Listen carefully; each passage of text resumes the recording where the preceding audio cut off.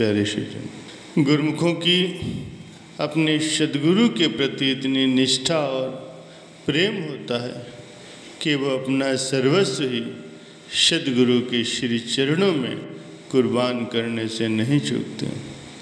और दूसरी ओर जिन्हें मनमुख कहा जाता है, जिसको सद्गुरु की चरण शरण नहीं मिली, उनसे शुभविवेक नहीं मिला, वे मिथ्या पदार्थों को प्राप्त करने के लिए झूठ का सहारा लेते हैं और सद्गुरु की दया, उनकी कृपा को प्राप्त नहीं कर पाते।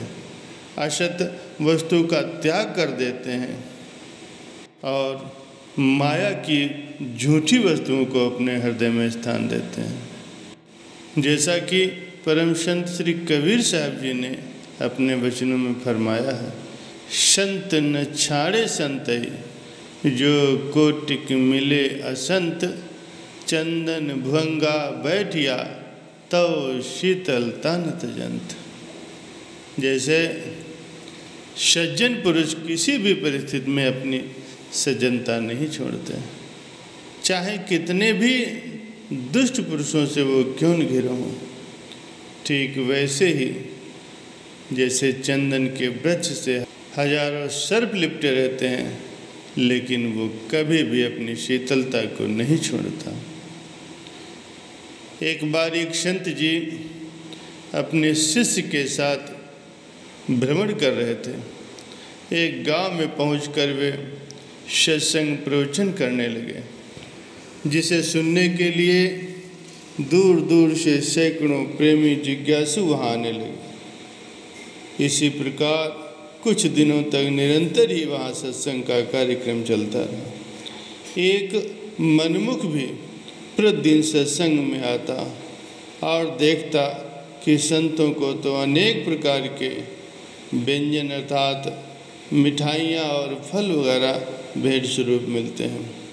मन में सोचने लगा कि यदि मैं भी इनके संग हो लेता हूँ तो खाने पीने को भी चौगुना मिलेगा और काम धंधा भी कुछ नहीं करना पड़ेगा। संत जी जब वहाँ से आगे प्रस्थान करने लगे तो वो मनमुख व्यक्ति भी संत जी के साथ चलने के लिए उनसे प्रार्थना करने लगा। संत जी ने उसकी प्रार्थना स्वीकार कर ली और उसे अपने साथ ले लिया। वहाँ के लोगों ने मार्ग में खाने के लिए एक पोटली में 8 रोटियां बांध कर दे दी। वे तीनों वहाँ से चल दिए। मनमुख की सूरत तो केवल खाने पीने में ही मशगूल थी, इसीलिए उसका पूरा ध्यान उन रोटियों में ही लगा था। सोचने लगा कि रोटियां तो 8 हैं और हम खाने वाले तो 3 लोग हैं। अवश्य ही ये दोनों तो स्वयं 3-3 रोटियां खा लेंगे और मुझे केवल 2 ही रोटियां देंगे, फिर मेरी भूख भला कैसे मिट पाएगी। उसने क्या किया, जैसे ही महात्मा जी व उनका शिष्य नदी में स्नान करने के लिए गए तो झटपट ही पोटली की रोटियां खोली और उसमें से 2 रोटियां निकाल करके वो खा गया।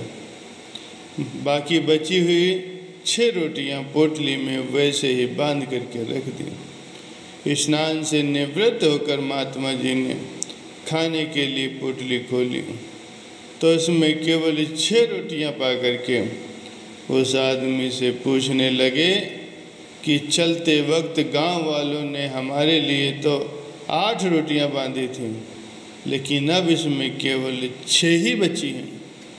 क्या 2 रोटियां तुमने खाई? ये सुन करके मनमुख क्रोधित हो गया और बोला, क्या आपने मुझे भूखा समझ रखा है जो आप मुझ पर शक कर रहे हैं? महात्मा जी ने बड़े प्यार से कहा, बेटा हमने तो तुमसे बस ऐसे ही पूछ लिया, अगर तुमने नहीं खाई तो कोई बात नहीं। वे वहाँ से आगे चल दिए। रास्ते में एक नदी आ गई।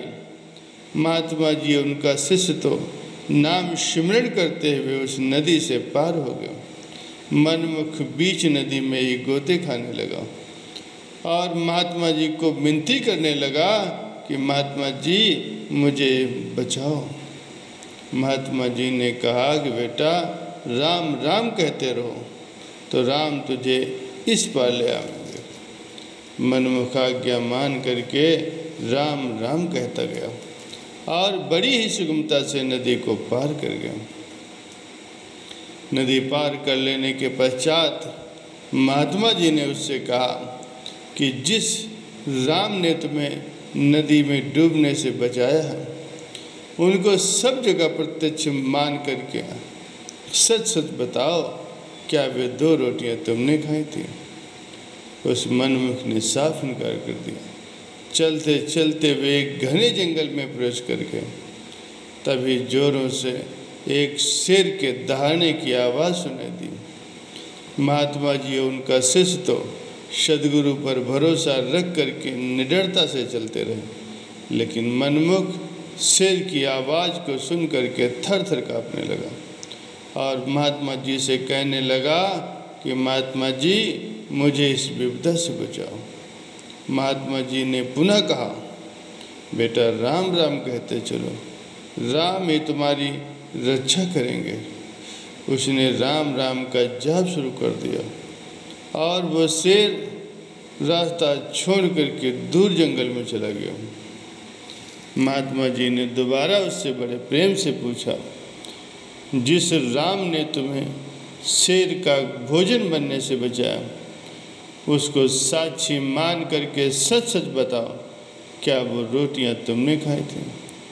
वो मनमुख बोला, महात्मा जी यदि मैंने वो रोटियां खाई होती तो फिर हाँ कहता, आप तो बस मुझे चोर साबित करने पर तुले हुए हो। महात्मा जी ने जान लिया कि इसका मन बहुत ही मलिन है, इसे हमारे संग से कुछ भी लाभ नहीं मिल पाया। इसी सोच विचार में चलते चलते कुछ दूरी पर उन्हें एक सोने की ईंट मिल गई। मनमुख सोना देखकर बहुत प्रसन्न हुआ और अपने भाग्यों की सराहना करने लगा। महात्मा जी ने कहा कि इसके बराबर 4 हिस्से कर दो, एक हमारा, एक शिष्य का और एक इस आदमी का, और एक उसे देंगे जिसने 2 रोटियां खाई। ये सुनकर के वो मनमुख झट से बोला, वे रोटियां तो मैंने ही खाई थी, फिर क्या आप ये हिस्सा भी मुझे दे देंगे? महात्मा जी ने कहा, हमको भला सोना लेकर के क्या करना है? तुम ये सारे का सारा सोना अपने साथ लेकर के घर लौट जाओ, हम तो अभी और आगे जाएंगे। मनमुख तो चाहता ही यही था।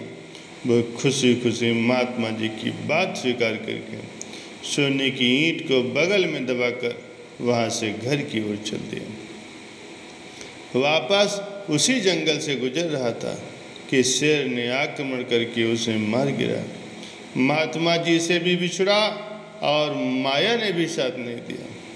प्यारे सज्जनों, ऐसे लोग जो झूठे के पीछे सच का त्याग कर देते हैं, वे जीवन की बाजी को हार जाते हैं। झूठा धन तो उनके साथ जाता नहीं और सच्चा धन उनके पास होता नहीं, इसीलिए उन्हें दोनों हाथ खाली लेकर के ही जाना पड़ता है। लेकिन जो गुरुमुख होते हैं, जिनको संत महापुरुषों की चरण शरण प्राप्त है, वो मालिक की भक्ति करके सद्गुरु की आज्ञा मौज में चल करके अपना ये जीवन भी सुखपूर्वक व्यतीत करते हैं और अपना परलोक भी संवार लेते हैं।